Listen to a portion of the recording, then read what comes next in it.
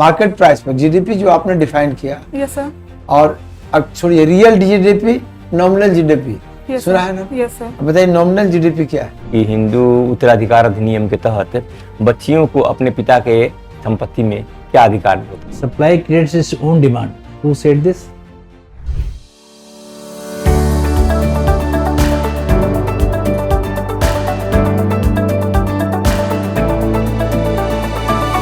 मे आई कम इन sir? हाँ ये तो आपका पुराना क्वेश्चन है। Good afternoon sir. Good afternoon sir. Good afternoon sir. बैठिए बैठिए।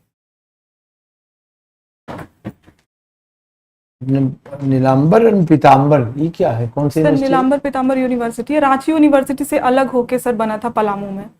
ये पलामू में? Yes sir. तो आप झारखंड से बिलोंग करते हैं? सर बिहार से? मेरा सर बिहार से बिलोंग करती हूँ, झारखंड में मेरा एजुकेशन हुआ है सर। तो वहाँ अकाउंट्स पढ़ा आपने? Yes sir. अकाउंट्स ऑनर्स किया? Yes sir, accounts honours. यहाँ इकोनॉमिक्स ऑप्शनल रखा? Yes sir. तो दोनों तो अच्छा है, सब्जेक्ट रिलेटेड है, दोनों के लिए इंटाइटल है। Yes sir. तो इकोनॉमिक्स में हम लोग थोड़ी सी बात कर लें, है ना? जीडीपी को डिफाइन कीजिए। सर जीडीपी का full form gross domestic product होता है, जो हमारा गुड्स एंड सर्विसेज जो हमारे टेरिटरी के अंदर स्पेसिफिक टर्म पीरियड में जो प्रोड्यूस होता है सर, उसको जीडीपी कहते हैं। तो ये हमारे ही टेरिटरी में होता है, तो दूसरी टेरिटरी में होगा तो? सर दूसरे टेरिटरी में अगर होगा तो सर हम उसको जीएनपी कहेंगे, ग्रॉस नेशनल प्रोडक्ट। अरे ग्रॉस नेशनल प्रोडक्ट दूसरी टेरिटरी में है? सर हमारे टेरिटरी के अंदर ही जितना ग्रॉस डोमेस्टिक का ही मतलब होता है, हमारे सर बाउंड्री के अंदर जितना भी गुड्स एंड सर्विस का प्रोडक्शन हो रहा है स्पेसिफिक पीरियड में, उसको जीडीपी कहते हैं। और अगर बांग्लादेश की जीडीपी हो तो? सर तो उसको इंडिया में काउंट नहीं करेंगे सर। हम इंडिया में तो पूछा नहीं आपसे, हमने क्वेश्चन क्या पूछा? Define GDP. ये सर तो बांग्लादेश की जीडीपी वो हो जाएगी। हम तो आपको किसी ये कहे कि हमारी क्यों करें? Yes sir. I defined you, हमने कहा कि जीडीपी डिफाइन कीजिए। माफी तो चाहूंगी किसी देश की, किसी एरिया की certain stated period of time में जो एसेट होगा, यस सर। उसी के माफी चाहूंगी सर। हाँ, किसी भी कंट्री की जो उस डोमेस्टिक टेरिटरी में जो भी गुड्स एंड सर्विसेज प्रोड्यूस होगा, हाँ, उसको जीडीपी कहते हैं। तो आप हमारी कह रहे हैं। अच्छा ये बताइए, तो ये कैसे कैलकुलेट करते हैं जीडीपी? सर जीडीपी हम लोग 3 तरह से कैलकुलेट करते हैं, इनकम मेथड पे। अच्छा छोड़िए, आप ये बताइए कि जो आप कैलकुलेट कर रही हैं उसमें किस प्राइस पर कैलकुलेट करते हैं? पहला मेथड मार्केट प्राइस पर, जीडीपी जो आपने डिफाइन किया। Yes sir. और अब छोड़िए रियल जीडीपी, नॉमिनल जीडीपी सुना है ना? Yes sir. अब बताइए नॉमिनल जीडीपी क्या है? सर रियल नॉमिनल जीडीपी हम लोग करंट प्राइस पे कैलकुलेट करते हैं, और रियल जीडीपी सर हमारा जो इन्फ्लेशन एडजस्टेड प्राइस जो होता है, जो बेस ईयर होता है, उस पे कैलकुलेट करते हैं। GDP per capita?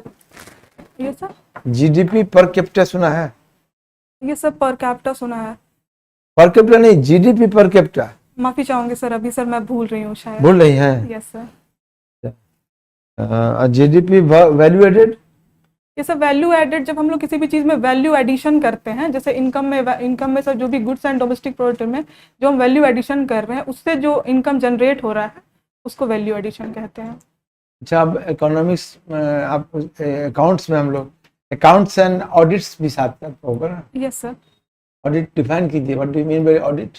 तो जब हम लोग अकाउंटिंग, एनालाइजिंग, समराइजिंग और मैनेजिंग करते हैं किसी भी बुक्स को, जैसे कैश फ्लो स्टेटमेंट बना के, ट्रेडिंग अकाउंट बना के, और उसको जब हम लोग एनालाइज करते हैं, जैसे ऑडिट करते हैं सर कि वो सही है या गलत है, उसको ऑडिटिंग कहते हैं। तो ऑडिट करती हैं आप, कौन बॉडी है? किसी ऑर्गेनाइजेशन की आप बुक ऑफ अकाउंट की ऑडिट कीजिएगा, यस सर। तो ऑडिटर एज ऑडिटर आपकी क्या क्या रिस्पॉन्सिबिलिटीज होगी? सर पहले ऑडिटिंग चेक करने के लिए सर हम लोग जनरल अकाउंट देखते हैं, फिर उसका लेजर देखते हैं, फिर ट्रेडिंग अकाउंट बनाते हैं, फिर cash flow statement and then balance sheet check करते हैं सर कि बैलेंस हो रहा है, जितना भी खर्च हो रहा है, एक्सपेंडिचर जितना हुआ, जितना एसेट है, जितना इनकम हुआ और जितना रिसिप्ट है, वो मैच कर रहा है या नहीं कर रहा है। अगर हो रहा है तो सरप्लस होगा सर, और नहीं हो रहा है तो डेफिसिट होगा। बैलेंस को रिकंसाइल कहाँ से करते हैं? सर 2 तरह से करते हैं, पासबुक स्टेटमेंट से एंड बैंक स्टेटमेंट से। Bank statement? Yes sir. Physical verification की भी जरूरत पड़ती है?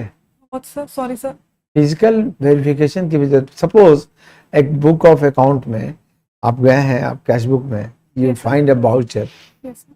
और कि 10 कुर्सी परचेज हुई, तो आप वहाँ उसको ये एक्चुअली परचेज हुई कि नहीं कैसे वेरीफाई सर कीजिएगा? दो तरह से ऑडिट करते हैं, एक हम लोग इंटरनल ऑडिट करते हैं, एक एक्सटर्नल ऑडिट करते हैं। इंटरनल ऑडिट जब हम उसका बुक कीपिंग को देखते हैं कि वो सही है या गलत है, और एक्सटर्नल ऑडिट जब हम जाके वहाँ पे चेक करते हैं कि प्रॉपर सामान वहाँ अवेलेबल है या नहीं है। तो माफी चाहूंगी अगर मैं गलत हूँ तो सर, बट शायद अरे यही बस नहीं, इंटरनल ऑडिट में भी आप कैसे उसको कोरिलेट कीजिएगा वाउचर को देख के कि एक्चुअली ये मान एज्यूम करना है ऑडिटर को कि ये जो एक्सपेंडिचर है जस्टिफाइड है, इसके वेरिफिकेशन के लिए कोई वहाँ टूल होगा ना, कोई इंस्ट्रूमेंट, कोई कैश ऐसे कोई बुक होगी, कोई ये इंस्ट्रूमेंट सब होगा? बैंक स्टेटमेंट देखते हैं, cash book, basically cash book ही देखते हैं कि कितना कैश आया है और गया है, और उसे बैंक स्टेटमेंट फिर बनाते हैं और कैश बुक स्टेटमेंट बनाते हैं, फिर बैलेंस शीट करते हैं सर। माफी चाहूंगी सर अगर मैं गलत हो रही हूँ। नहीं, जो अब माफी हम कोनो आपको फांसी देने जा रहे हैं, आप कितना माफी मांग रहे हैं, हम कोनो इसमें कोई सजा आपको थोड़े देंगे। No sir. तब माफी क्या मांगना सर, है? शायद नहीं मैं जानते तो नहीं जानते, हाँ अगर मैं गलत होंगी सर। इतना माफी मत मांगिए। आप जान रही हैं, सही बहुत जान रही हैं, लेकिन घबरा नहीं। Yes, sir। तो इसलिए स्टॉक रजिस्टर देखेंगे हाँ सर, स्टॉक देखेंगे, तब न मिलाएंगे। एंट्री स्टॉक रजिस्टर में है कि इन्वेंट्री देखेंगे सर उसका। नहीं? तो सिंपल सी बात है, तो माफी इतना घबराइए नहीं। चॉइस है एफएओ खाली बनना है ना?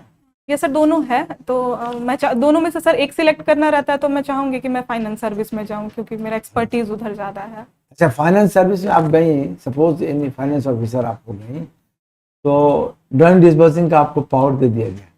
सर ड्राइंग डिसबर्सिंग समझती हैं? नो सर, नहीं समझती? No sir, sorry. मतलब जो ट्रेजरी जहाँ जाइएगा, हाँ तो वहाँ से सरकारी खजाना है, हाँ तो आपको एक पावर मिलता है कि उस सरकारी खजाने से पैसा निकालिए, ड्रॉ कीजिए, अच्छा, और ड्राइंग। उसके बाद डिसबर्स कीजिए। निकालते हैं अपने लिए थोड़ी, नो सर। जहाँ खर्च करना है वहाँ डिसबर्स करते, उसको बोलते हैं ड्राइंग डिसबर्स ऑफिसर। इसका एक पावर अलग से मिलता है किसी ऑफिसर को, जिसके सिग्नेचर से ड्रॉ होता है। हाँ और ट्रेजरी अफसर का काम होता है कि ड्राइंग डिसबर्सिंग ऑफिसर ने जो बिल भेजा है ड्रॉ करने के लिए, ये प्रॉपर है कि नहीं, ऑडिट। ये उसको अधिकार है कि नहीं, ये जो ड्रॉ कर रहा है जिस फंड में, उस फंड है कि नहीं, वो कर सकता है कि नहीं, तो ट्रेजरी अफसर उसको वेरीफाई करता है। तो जो ड्राइंग डिसबर्सिंग ऑफिसर अंदर जो पैसा है उसके पास सरकार का खजाना, तो उसका प्रूडेंस क्या होना चाहिए? पहला फाइनेंशियल रूल पढ़ा है बिहार का, कोई भी फाइनेंस का फर्स्ट रूल क्या होता है? सब बुक कीपिंग करते हैं, पहले उसको रिकॉर्ड करते हैं, फिर चलिए, उसको एनालाइज करते ये हैं। एब्स्ट्रैक्ट है, डिसीजन है फाइनेंशियल रूल का, फर्स्ट फाइनेंशियल है, drawing disbursing officer should apply the same prudence as he applies in expending his own pocket money. अपना पैसा, अपने जेब का पैसा खर्च करने में जो मोह होगा, वही मोह वही मोह। सरकार के पैसे में होना चाहिए। तो सबसे चलिए, पहले- ये आपको जांच करना है, घरले से ही खर्च कर रहा है। नो सर, जांच करेंगे पहले कि जहाँ जरूरत होगी वहां पे पहले हाँ, करेंगे, जिस इसके पास जिस फील्ड में वो जरूरत मोह होगी। है कि नहीं सरकारी खजाने? अच्छा, हिंदुओं के पर्सनल लॉ मनुस्मृति पर आधारित है, आप जानती हैं? हाँ, क्या? मनुस्मृति। मनुस्मृति। यस सर, शायद मैं रिकॉल नहीं कर पा रही हूँ। नहीं रिकॉल कर पा रही हूँ। Sorry। अच्छा, हिंदुओं के पर्सनल लॉ में एक बहुत बड़ा चेंज लाया गया था आज़ादी के बाद, ये जानकारी है? Hindu code bill. हाँ, ये सर मैरिज से रिलेट किया गया था हिंदू कोड बिल को, हाँ, बट मैं शायद अवेयर नहीं हूँ सर, सॉरी सर। अच्छा, तो केवल उत्तराधिकार के बारे में बता दीजिए कि हिंदू उत्तराधिकार अधिनियम के तहत बच्चियों को अपने पिता के संपत्ति में क्या अधिकार होता है? ये सर 50% उनको अपना जो भी पेरेंट्स। कहाँ पढ़ा था आपने? किसी किताब में पढ़ा था? किसी लॉ में 50% वाला तो कहीं लिखा लिखा हुआ नहीं है। लॉ में शायद सर अभी बात चल रही थी सर, उसको वेरीफाई कर दिया गया है 50% की वो अपने जो भी उनके पिता के पैतृक संपत्ति होगी उसमें उनका ये अधिकार आपने होगा। पढ़ा है कहीं? ये सब पढ़ा है शायद, ये सब मैं रिकॉल कर पा रही हूँ जितना मैंने पढ़ा है सर। या कहिए कि शायद नहीं पढ़ा है। हो सकता है सर, माफी चाहूंगी शायद मैं गलत हो तो। आपकी यूनिवर्सिटी का नाम है Nilamber Pitamber university. Yes, sir. You tell me some of the historical facts about your university. हाँ, ये sir basically Nilamber Pitamber were the Kharwar tribe in that they were involved in the 1857 revolt against the Britishers. Sir, right now I am that much able to recall. नहीं, you are very much correct. Accounts honors ये आपने पढ़ा है अच्छा से। बताइए कि book keeping और अकाउंटिंग में 3 गोल्डन रूल है अकाउंटिंग का। Yes, sir. You tell me all 3 important golden rule of the Yes, sir. There are basic 3 golden rule. First one is debit what comes in, credit what goes out. You give me an example of that. Sir, debit जैसे जो भी like means You मैंने prepare a transaction, imaginary transaction you prepare करिए, उसको you try to convert as an entry. yes, sir. Debit what comes in means कि if we will purchase a book, then book will be debited and the cash will be credited. What will be the narration? What, sir? What will be the narration for that transaction? Sir, debit the receiver, credit the giver. वो तो Okay, transaction sir. है। Okay, sir. What will be the narration I am sir मैं purchase to cash.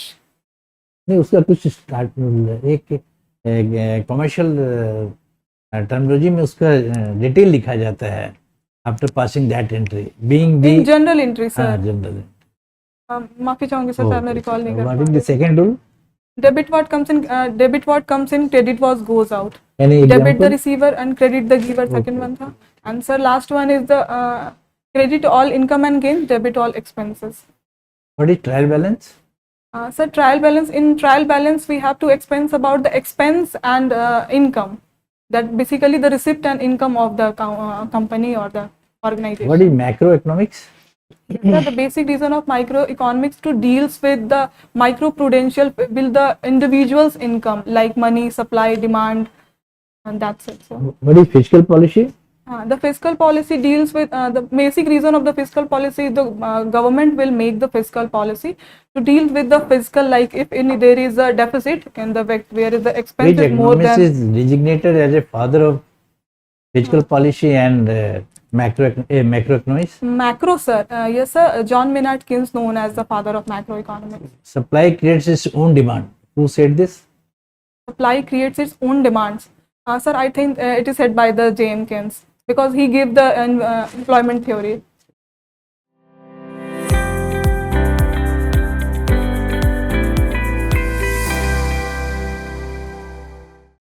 जब interview is over, Thank you, sir. बहुत अच्छा interview है, लेकिन last में एक क्वेश्चन मेरा ये है Yes, sir. कि इतना अच्छी पर्सनालिटी है आपकी, इतना अच्छा नॉलेज है, इतना अच्छा आप बोल रही हैं, तो आपने पुलिस चॉइस क्यों नहीं दिया?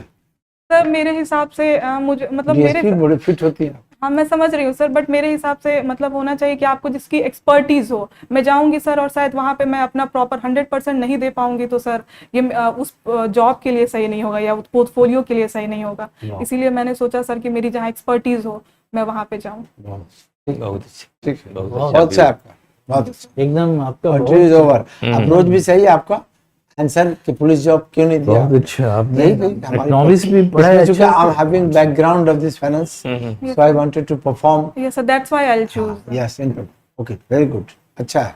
बहुत अच्छा है। All the आप best. तो इकोनॉमिक्स बहुत भी अच्छा है। याद है आपको, अकाउंट्स सब चीज याद है आपको? अच्छा है, थैंक यू। वो हिंदू उत्तराधिकार वाला ये तो मैं पॉइंट मैं बतला दूं हाँ यस सर। कि पहले जो भी नियम हो, लेकिन 1956 में जो कानून पास हुआ, हिंदू उत्तराधिकार अधिनियम, हिंदू इनहेरिटेंस एक्ट, उसके तहत बेटा और बेटी को बराबर हिस्सेदार हाँ, yes, बनाया गया।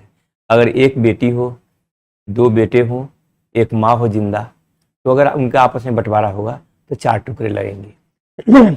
अगर 3 बेटी और 1 बेटा हो तो 4 टुकड़ा लगेगा और हर एक बेटी को एक हिस्सा मिलेगा, हर एक बेटा को एक हिस्सा ही। माफी चाहूंगी इसलिए सर। 50% का कोई कंसेप्ट मतलब मैंने 2 को कॉन्सेप्ट लेके सर बताया आपको। हाँ, माफी एक चाहूंगी बेटा, सर। एक हाँ, बेटी, एक तो बेटा ठीक एक है। बेटी में 50%। वो आपका सही है, एक बेटा एक बेटी में जो है, हाँ। बेटा बेटी के इसमें वो सही है। अब बाकी तो बेसिक ये सर वही होता है कि एक बेटा और एक बेटी को हाँ, एक लेके यूनिट किया माना जाता गया। है। हाँ नहीं, ये एक यूनिट नहीं माफी माना गया है। चाहूंगी 2 बेटियां हो तो, थैंक 2 यू बेटे सर हो मुझे तो, करेक्ट करने के लिए। इसलिए केवल संख्या से मतलब है। ओके बेटा सर। हो या बेटी हो, और बेटी किसी भी तरह की हो, वह ससुराल चली गई हो, अगर उसका देहांत भी हो गया हो बंटवारा के समय, पिता के मरने के समय, तो उनके बच्चों को मिलेगा उनका हिस्सा।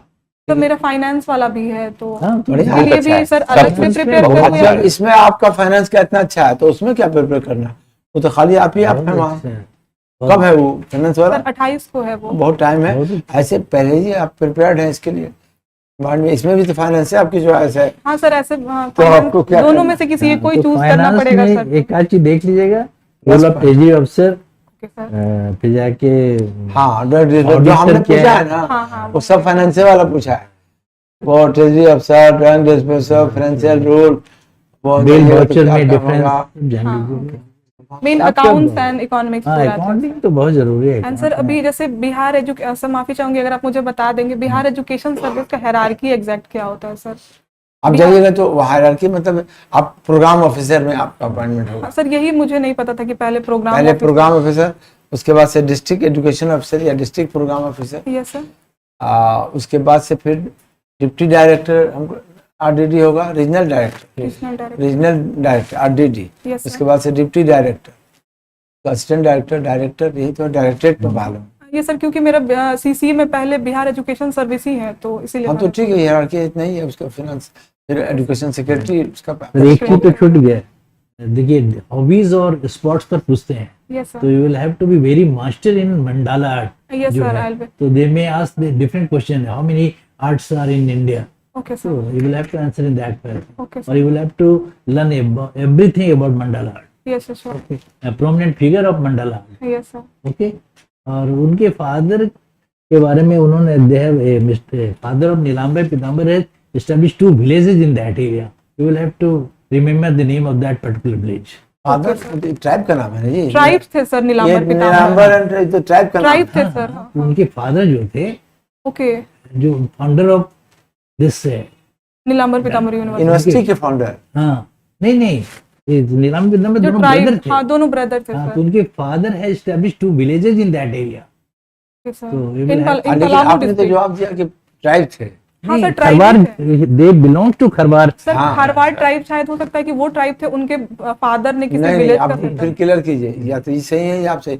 आप ये कह रहे हैं कि 2 पर्सनालिटी का नाम है, हाँ। नीलांबर और पीताम्बर, हाँ, सर। आप कह रहे हैं ट्राइब का नाम है। नहीं नहीं पर्सनालिटी वो ट्राइब से खरवाड़ खैरवाड़ ट्राइब से tribes बिलोंग के करते tribes। थे, हाँ खैरवाड़ ट्राइब से वो बिलोंग करते थे। फादर ऑफ नीलाम आप पीताम्बर है तो आपको कहना होगा हाँ। कि खरवाड़ ट्राइब के 2 पर्सनालिटी थे। हाँ सर, मैंने बोला था कि बोला, खैरवाड़ वही ट्राइब बोले। से बिलोंग करते हैं वो लोग, मैंने खरवार ये बोले थे, कास्ट बोले थे, सिर्फ। नेम ऑफ ट्राइब हमको नहीं सर। ठीक है, तो उनके 2 विलेज का नाम देख लीजिएगा, बिकॉज दैट इज वेरी फिर ये इंपॉर्टेंट। भी सर कि उन्हें कहाँ हैंग किया गया था, हाँ, हाँ, लेस्लीगंज लेस्लीगंज में हैंग किया गया था। तो जानती है, ठीक। वो जेपीएससी का इससे बड़ा हाँ, इंपॉर्टेंट सर एक्चुअली क्वेश्चन मैंने है, वो भी दिया है, इसीलिए JPSC भी दिया। इसलिए जेपीएससी में दीज आर अब वेरी, दिया जीपीसी, हाँ, सर, ठीक है, मैंने तब फिर इसीलिए हम पूछे। अब हो गया, ठीक तो है, फर्स्ट क्लास। ठीक है, thank you sir, happy interview. Thank you sir, बहुत अच्छा।